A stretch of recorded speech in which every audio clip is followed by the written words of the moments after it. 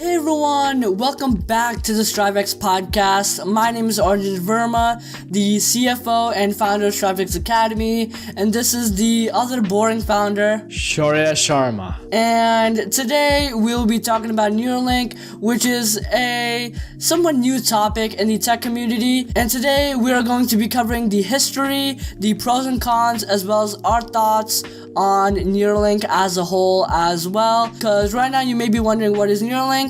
So let's get straight into it. Neuralink Corporation was founded in 2016 by Elon Musk, Ben Rappaport, Dongjin Seo, and Max Hodak with the goal of developing implantable brain-machine interfaces to treat brain disorders and enhance human cognition. In the years since its founding, Neuralink has made several significant announcements and achievements. In 2017, the company unveiled the N1 sensor, a high-bandwidth BMI that is designed to be implanted in the brain. The company stated that the N1 sensor could be used to treat a variety of brain disorders, including Parkinson's disease, Alzheimer's disease, and depression. In 2019, Neuralink announced that it had successfully implanted the N1 sensor in the brains of laboratory animals, and that the animals were able to use the device to control a computer cursor and other devices. The company also stated that it was preparing to begin testing its technology in humans as well. According to a Stat News article, however, it stated that Neuralink had experienced years of internal turmoil in which rush schedules have clashed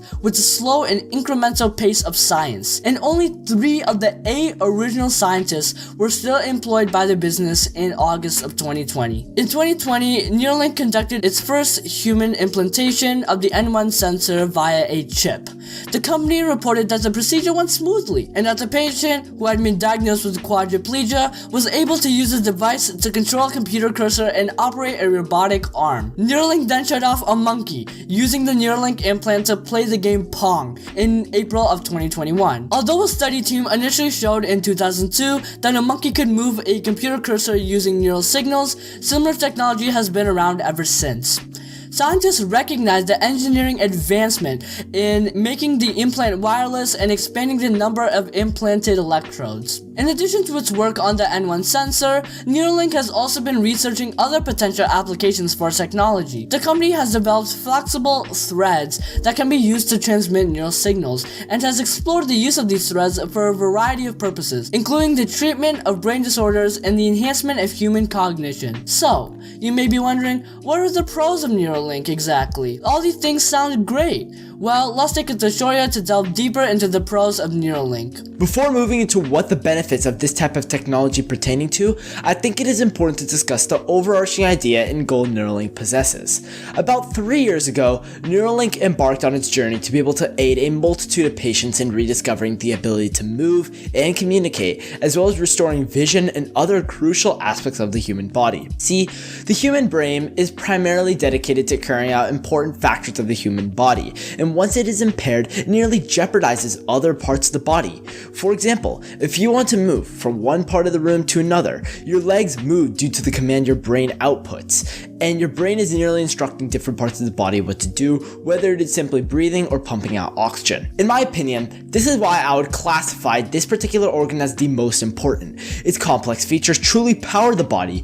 Neuralink has an exceptional idea for monitoring the brain in an advanced way that is neither harmful nor frightening in any way, shape, or form. It undertakes a safe method when injecting the technology itself, and prevents harm no matter the cost. In fact, many neurobiologists and scientists have commented on the method of injecting this type of technology, and have pointed out some of the promising features it possesses. A neurobiologist at the University of Southern California, Andrew Hires, highlighted a feature that the machine automatically adjusts the needle to compensate for the movement of the patient's head, as due to the normally bodily functions such as breathing, the brain may move during surgery, and will most likely always move. This type of technology is revolutionary to the neuroscience field, and it is without a doubt that the research Elon Musk and his team are doing is truly changing the world for the better. However, I think it is now time to jump to the actual tech part of Neuralink and explain how it is beneficial to society and those that may end up subjecting themselves to the tech. The way this technology works, as explained previously, is that the chip processes and transmits neural signals that could be transmitted to something such as the computer or phone.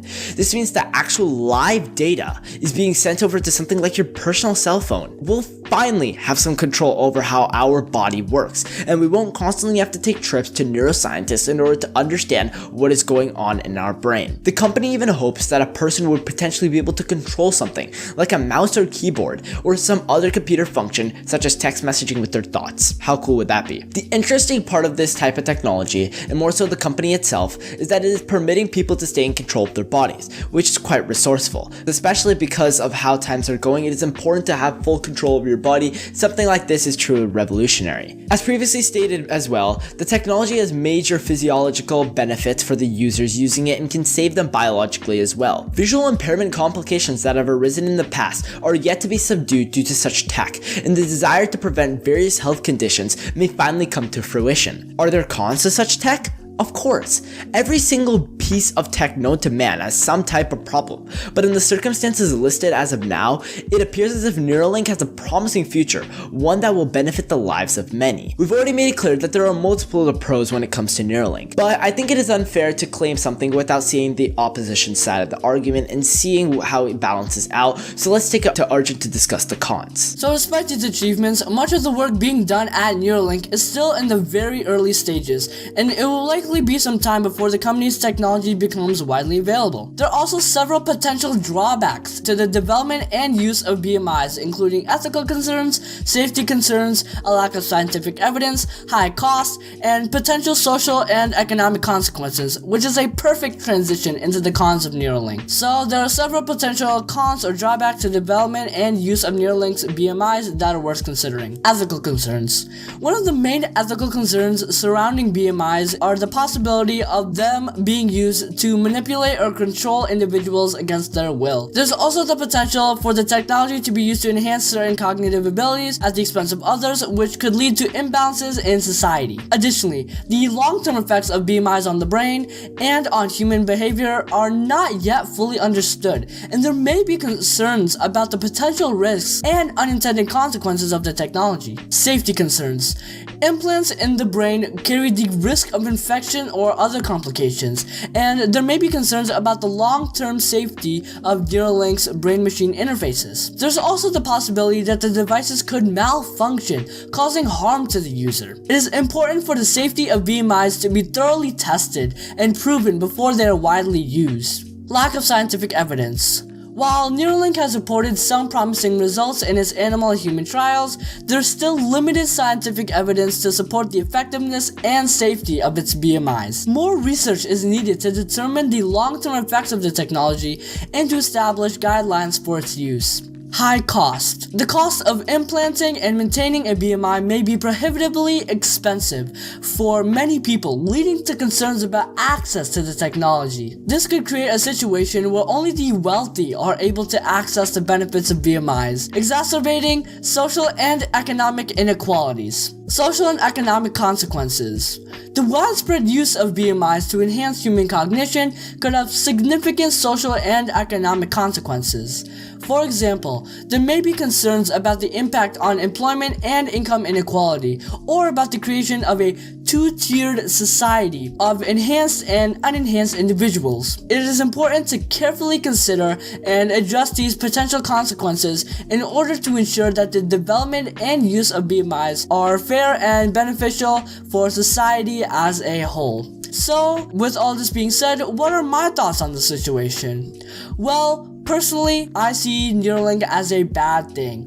To have chips implemented into brains seems like a serious safety risk. And what if they get hacked? The owner, Elon Musk, has had a lot of safety concerns when it comes to his products. For example, Tesla's and even Twitter accounts have gotten hacked in the past. See the 2020 incident. So what makes us so certain that Neuralink will never get hacked? Also, Teslas have gotten thousands of recalls in the past due to safety concerns. So what if these chips randomly start malfunctioning in the user user like I mentioned in the cons. You can see why I would be worried if a chip was implanted into my brain and I would subsequently be fearing for my life every single day that it does not explode or cause any bodily harm. However, these Neuralink devices have already caused bodily harm to other animals, so humans may be next.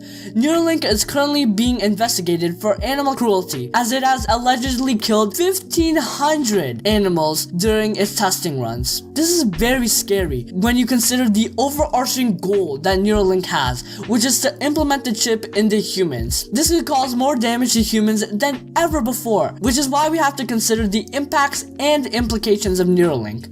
We have to consider the cost, which would be very high and detrimental to humans as well as the ethical concerns, which would be the testing of animals and how it's rushed, causing deaths, and the scientific evidence that may not even be out yet to consider how reliable this is, and the lack of long-term implications, as well as the economic and social consequences when it comes to jobs. So, now you have heard my take on the situation. Let's go on now to hear Shorya's take on his thoughts on Neuralink. Well, what are my thoughts on the matter?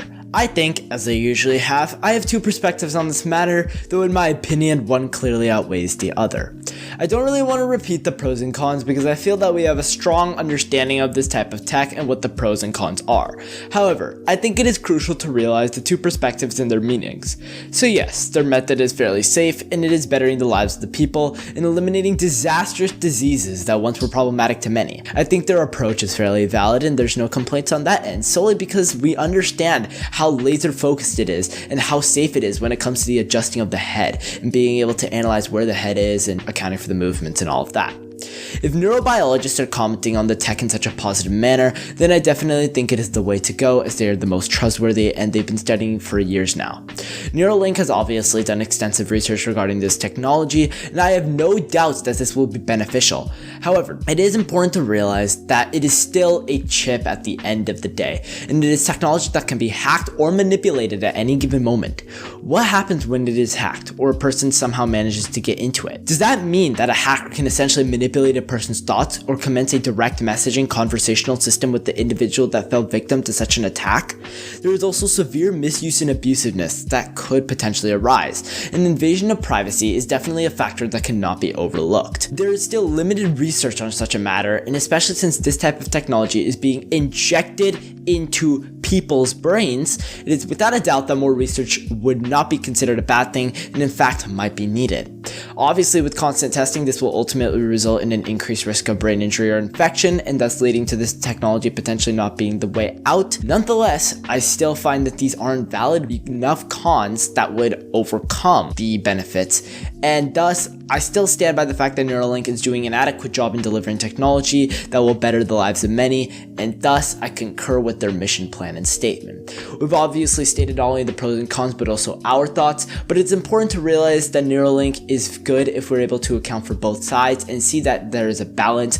Obviously, in my personal opinion, I believe that Neuralink has a great future, and though right now at this very moment it might not be the way to go just because it may require more additional research, I still think that with a couple more years of research it can adequately resolve a multitude of problems, save a lot of lives. We already know it's already in the process of attempting to cure depression. Depression kills millions. Other diseases also kills millions of people. In order to save those millions of people, action must be done, and this is one of the best steps towards action. So props to this company for coming up with Neuralink and taking the next step towards the renaissance that we need. So there you have it. The history, the pros and cons, and our thoughts on the new topic of Neuralink that is emerging in the tech community.